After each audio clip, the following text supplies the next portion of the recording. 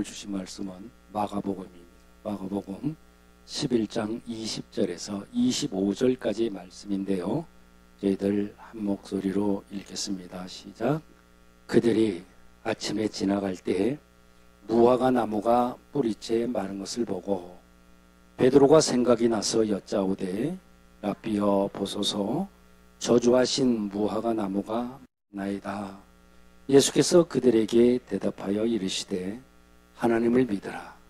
내가 진실로 너희에게 이르노니 누구든지 이 산더러 들리어 바다에 던져지라 하며 그 말하는 것이 이루어 줄 믿고 마음에 의심하지 아니하면 그대로 되리라. 그러므로 내가 너희에게 말하노니 무엇이든지 기도하고 구하는 것은 받은 줄로 믿으라. 그리하면 너희에게 그대로 되리라. 서서 기도할 때에 아무에게나 혐의가 있거든 용서하라. 그리하여야 하늘에 계신 너희 아버지께서도 너희의 허물을 사하여 주시느니라 하시니라. 아멘. 아멘. 잠깐 기도할게요. 하나님, 오늘 주신 말씀 감사합니다. 오늘 말씀 전할 때 우리 모두에게 깨달음이 있게 하시고 아버지 하나님, 전하는 입술 위에 능한 그런 말씀 물려주시어서 아버지 하나님, 듣는 자나 정말 전하는 자나 큰 은혜가 있게 해 주옵소서. 말씀 가운데 사단마귀 일절 틈 못하게 하시옵소서. 예수님의 이름으로 기도합니다. 아멘.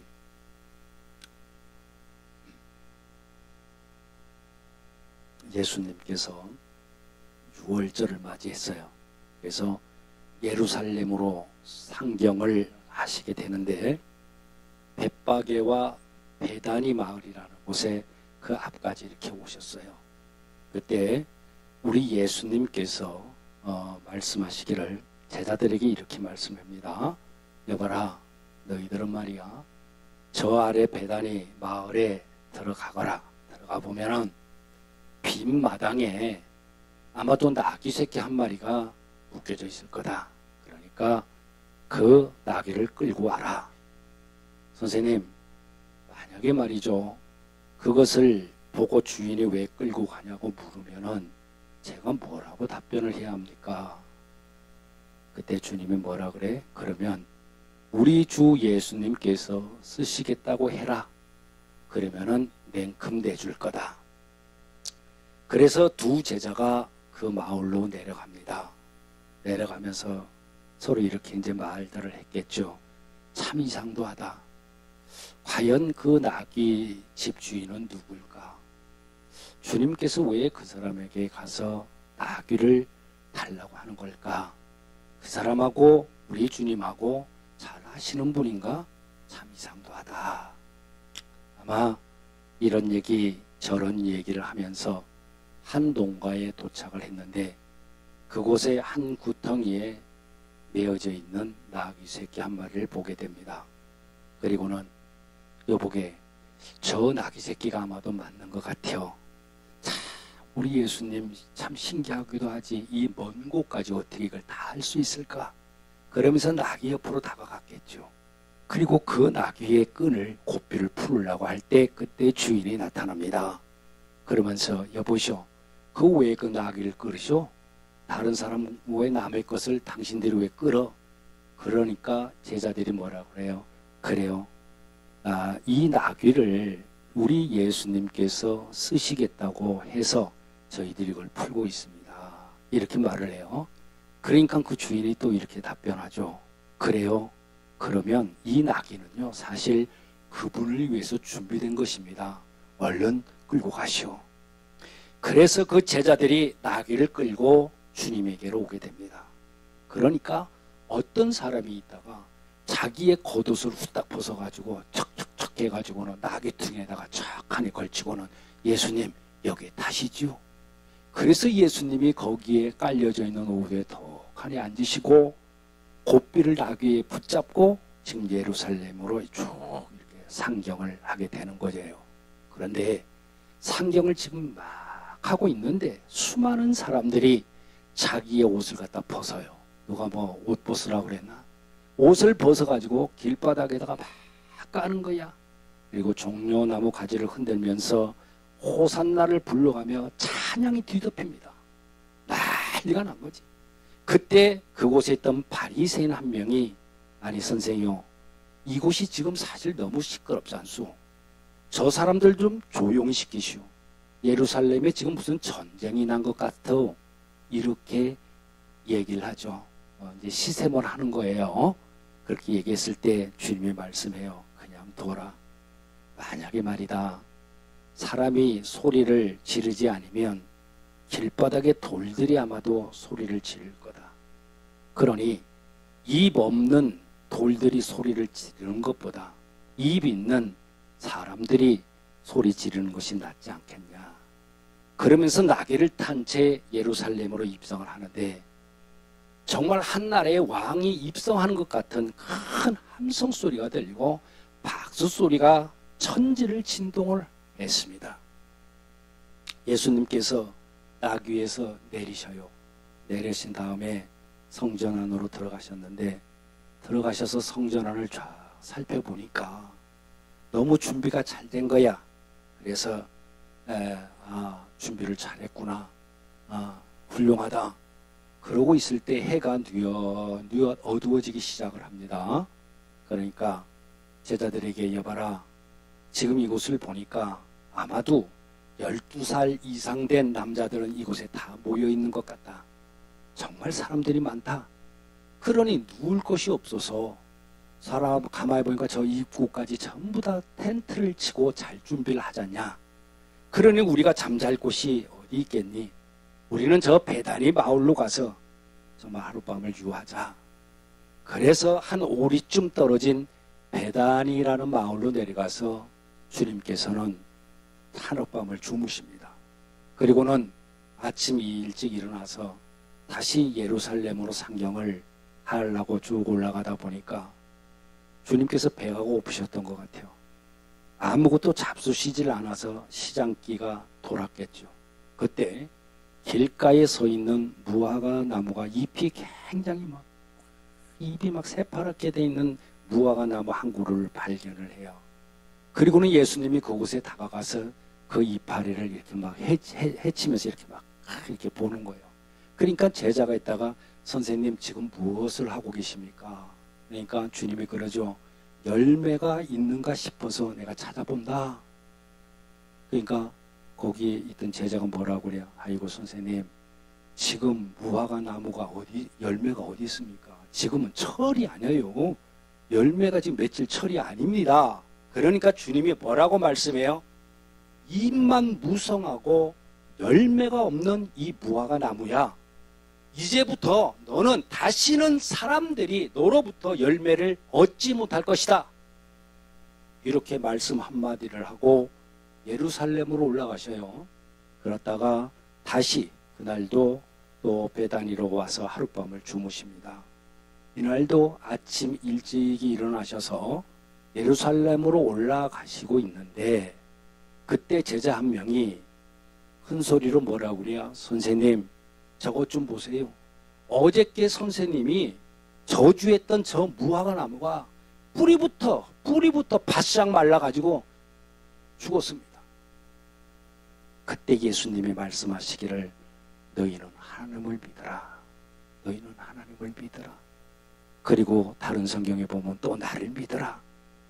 그리고 저기 보이는 산을 향해서 너희들 말이야, 산아, 너는 저 바닷속으로 들어가라. 이렇게 너희가 믿음으로 명령을 하고 의심하지 않으면 그 일이 능히 이루어지느니라. 그러면서 예루살렘으로 올라가 보니까 예루살렘 성전 안에는 유월절 제사를 지내기 위해 엄청난 사람들이 모여 있고, 성전 앞마당을 가만히 보니까 소를 파는 사람, 염소, 양을 파는 사람, 비둘기 파는 사람, 돈을 갖다 바꾸는 사람, 이루 말할 수 없는 소음으로 아수라장 그 자체였습니다. 이 제사장이라고 하는 이 사람들은 하나님께 영광을 올려드리는 제사에는 관심이 없어요. 그러니까 자신들이 가지고 있던 땅을 빌려주고 돈을 받는 데만 지금 집중하고 있는 겁니다. 6월절에는요, 가난한 사람들은 비둘기를 가지고 제사를 지냈어요. 그리고 보통 이렇게 사는 중상층의 이런 사람들은 염소나 또 양을 가지고 제사를 사서 드렸고요. 부자들은 소를 잡아가지고 제사를 드리는데, 그런데 말이죠, 이 사람들이 수십 리 수백 리 떨어진 곳에서 소나 양이나 염소 이런 것들을 끌고 올 수가 없는 거야. 거기까지 못 오는 거야. 그러니까 간편하게 돈을 갖다가 왕창 이렇게 집어넣고 돈을 가지고 와서 성전 지금 앞마당에서 펼쳐진 이 장마당에서 그것을 짐승들을 사가지고 제물로 이렇게 바치게 돼요. 그러니까 장사꾼들은 이때다 기회를 삼아가지고 각종 짐승들을 다 사다 놓고 이문을 남겨서 지금 팔아먹는 겁니다. 50란 모든 사람들 숭배객들한테 오는 거예요. 그런데 이웃 나라인 유다에서 온 사람들은요, 그 사람들은 경우가 좀 틀려요. 왜 그러냐 그러면 그 사람들은 유다 돈으로는 바로 재물을 살 수가 없어. 이걸 바로 못 사는 거야. 유다 돈을 안 받아줘. 그러니까 이스라엘 나라 돈으로 이 돈을 바꿔야지 이거 재물을 살 수가 있거든요. 그러니까 환전상들한테 가가지고 이거 좀 이스라엘 돈으로 바꿔주시오 하면서 돈을 바꾸는데, 환정상들이 이때 이물을 남기고 돈을 바꿔주느라고 지금 난리 법석이 난 겁니다. 성경의 모든 게. 한번 상상을 해보세요. 기가 막힐 거 아니에요. 그러니까 예수님이 가만히 이걸 지켜보시다가 화가 났어요. 그래가지고 주변을 살펴보니까 노꾼들이 있네. 이거를 꽈한 거야. 채찍을 만들어가지고 그냥 매어있던 소니, 양이니, 염소니 다 두들겨 팼어. 이래가지고 밖으로 다 내쫓아버렸어요. 환전상들이 가지고 있던 돈깨장을 갖다가 전부 뒤지고 엎어버려서 비둘기를 팔 거라고 통이 쌓여있는 이놈의 통을 갖다가 전부 다 내다 버리고 성전을 정리를 합니다. 그리고는 제자들에게 말씀하는데 뭐라고 하면, 너희들은 하늘을 바라보고 서서 기도를 할 때 사람들하고의 관계에서 너희들 한이 했거나 또 섭섭하게 했거나 용서하지 못한 것들이 있거든. 그때 기도하지 마라. 기도하다가도 바로 멈추고 그런 다음에 사람들하고 그 잘못된 것을 풀고 다시 와서 기도를 해라. 그러면 하나님께서 너희의 기도를 받아주신다. 이렇게 말씀한 것이 장황하게 설명을 했습니다만 오늘 전체적인 그런 내용의 줄거리가 돼요. 앞뒤에 맥락이 됩니다. 자, 이걸 상상하면서 오늘 이러한 역사적인 근거 있는 말씀에 의거해서 믿음의 위력 따라해 봅니다. 믿음의 위력. 그렇게 제목을 정하고 서로 간 은혜 나누고자 합니다. 사랑하는 여러분, 우리가 말이죠, 믿음의 위력을 소유하기 위해서는 적어도 세 가지를 준비해야 돼요. 첫째는요, 열매 없는 이 무화과 나무를 저주한 데서부터 우리는 생각해 볼 필요가 있습니다. 주님께서 왜 열매가 없는 무화과 나무를 저주했냐 그 말이에요. 아직 열매 맺힐 때도 아니고 시기도 아닌데 왜 저주했나요? 왜? 이유는 간단해. 그 이유가 뭐냐? 당시 주님을 따르던 사람들은요, 제자들 뿐만이 아니었습니다. 그곳에는 바리새인들이 상당수가 끼어 있었어요. 그런데 예수님께서 이 바리새인들이 하는 짓을 가만히 보니까 기가 막힌 거야. 이 양반들 율법을 갖다가 옥깃에다가 잔뜩 써. 그래가지고 길게 옥깃을 늘어뜨려. 그리고는 주문을 갖다가 외우면서 돌아다녀. 성령도 받지 못한 채 겉만 번지르하게 다니면서 가만히 보니까 예수님을 험담하고 예수님을 올무에 걸려고 하는 그러한 자들, 그러한 사람들을 주님이 바라보면서 너희는 꼭 열매 없는 무화과 나무처럼 겉만 차리고 있구나. 이렇게 겉만 차리는 너희들 생활은 하나님께서 열매를 따서 잡수실 수 없을 뿐만 아니라 결국은 하나님 앞에서 저주받는 생활밖에 되지 않기 때문에 너희는 겉 차리지 말고 속 차려라. 이걸 보여주기 위해서 열매 없는 무화과 나무를 뿌리부터 말라버리게 해서 바리새인들에게 보여주신 것입니다. 믿습니까? 예. 속이 텅 빈 그런 강정같이 열매 맺지 못하는 나무처럼 겉만 화려하면은 뭐 하겠느냐 하는 겁니다. 겉만 화려. 인간들도 우리들도 그렇죠. 겉만 화려해. 속은 폈어. 두 번째로 돈꾀짝을 뒤집어 엎었는데 그 이유가 뭐냐 이 말이에요. 돈을 바꿔주는 이 사람들은요, 성전에서 은혜를 받는 것에서는 관심도 없어요. 또 은혜를 가끔 받아야 된다는 생각조차도 없는 그러한 사람들이에요. 자신들의 이익만을 추구하는 그러한 사람들입니다. 그런데 주님께서 돈꾀짝을 갖다가 뒤집어 엎어버렸어요. 그러니까 돈을 바꿔주면서 돈꾀짝만 바라보던 그 눈이 이제는 어떻게 돼요? 예수님을 쳐다보는 눈으로 바뀌었다는 거예요. 여러분, 오늘 우리의 신앙생활에는요, 가치관이 변해야 합니다. 썩은 옛생활을 계속해서 쳐다보기만 하면 안질뱅이와 같은 그러한 신앙생활을 하게 되니 세상을 바라보던 눈이 이제는 주님을 바라보는 눈으로 바뀌어야 믿음이 자라나는 역사가 일어난다 그 말입니다. 아멘. 또한 비둘기 통을 치워버렸는데 그 이유가 무언가 저는 가만히 한번 생각을 해봤어요. 성전 마당은 그리 높지가 않았던 것 같아요. 자, 비둘기를 파는 이 장사꾼들은 일찍 와요. 그래가지고 제사장들한테 막 쫓아가. 그래가지고 땅을 빌려. 근데 땅을 빌리는 돈이 엄청나게 비싸. 한 평 요만큼에 뭐 엄청나게 비싸게 받아. 그러니 넓게는 이게 빌릴 수가 없단 말이지. 그러니까 작은 것을 빌린 다음에 비둘기 통을 갖다가 수백 마리 수천 마리 되는 걸 통을 어떻게 옆으로 놔. 땅이 좁은데. 그러니까 위로 잔뜩 쌌을 거 아니에요. 잔뜩 싸나. 그러면 이 수백 마리 들어있는 이 통을 싸놓다 보니까 저 제일 밑에 있는 비둘기, 두 번째 있는 비둘기, 이 비둘기들, 위에 있는 비둘기가 똥 싸고 오줌 싸고 밑에서 얼마나 불평을 하겠습니까? 네, 그런 생각을 해봤어요. 얼마나 불평을 하겠어? 아이고, 못 살겠다. 냄새나서 못 살겠다. 더러워서 못 살겠다. 비물이지만 비둘기가 그렇게 하지 않았겠습니까? 예? 안 그래요? 이런 불평의 통을 예수님께서 다 몰아내셨다 그 말이에요.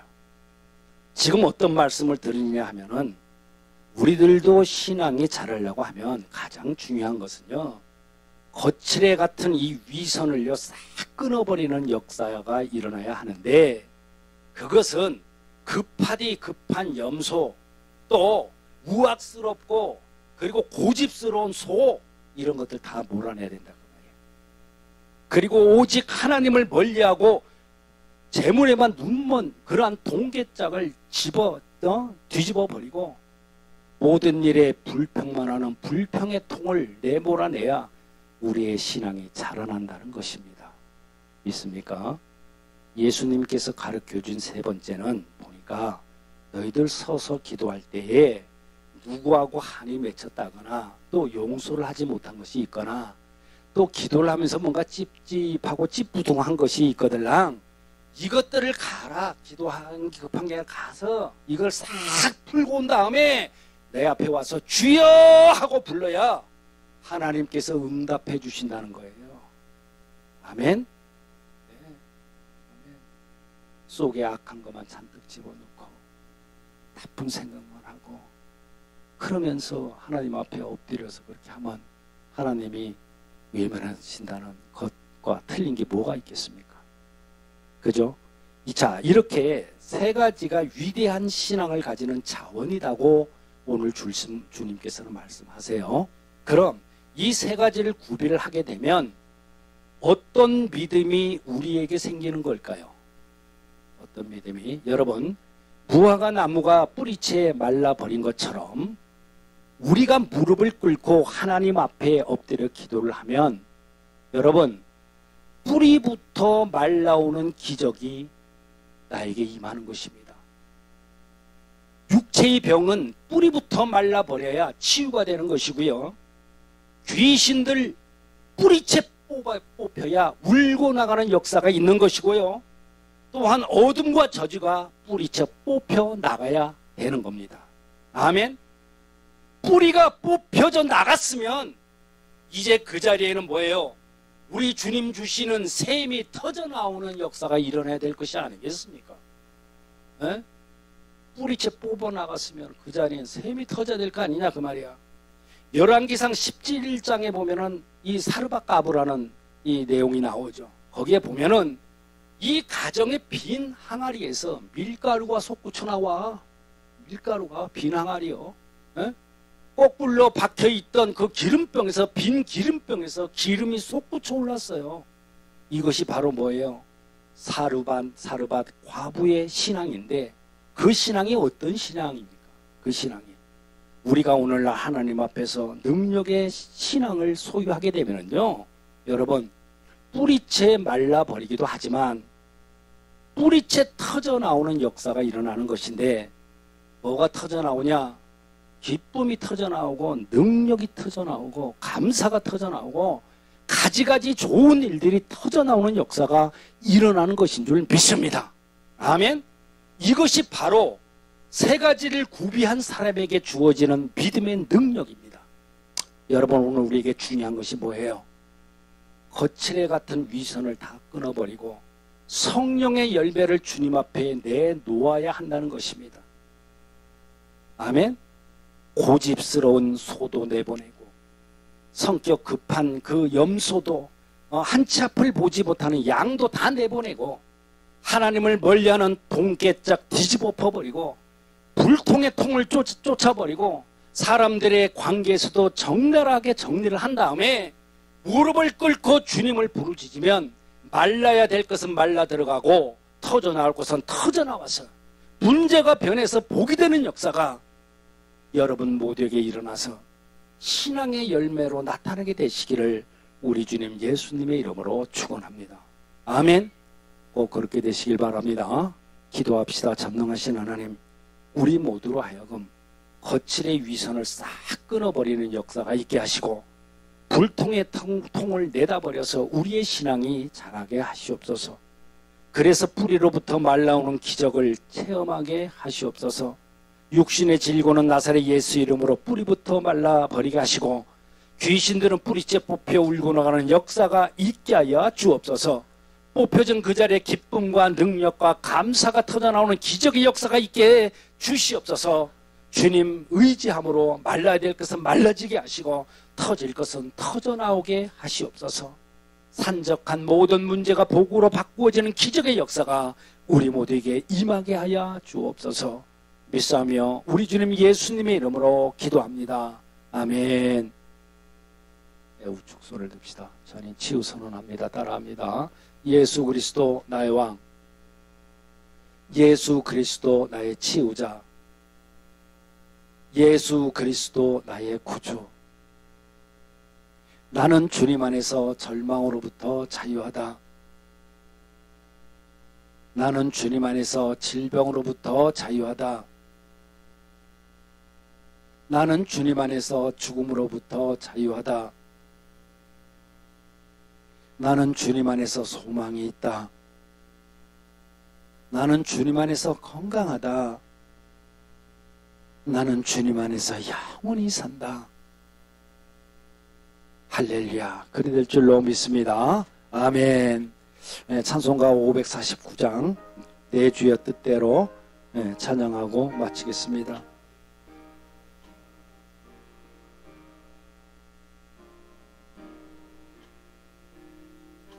내 주여 뜻대로 행하시옵소서. 온 몸과 영혼을 다 주께 드리니 이 세상 고라간 주 인도하시고 날 주관하셔서 뜻대로 하소서. 내 주여 뜻대로 행하시옵소서.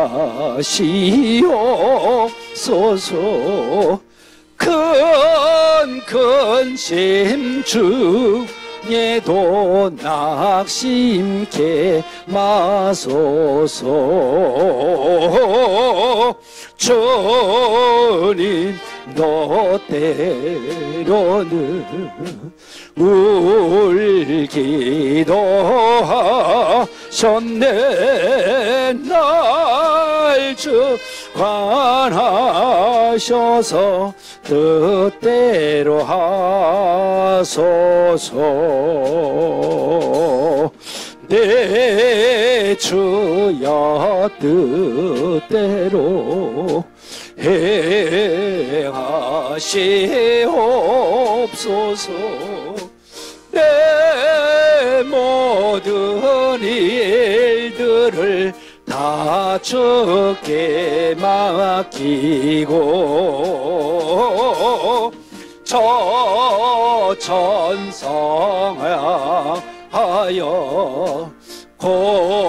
고요히 가리니 살든지 죽든지 뜻대로 하소서. 아멘.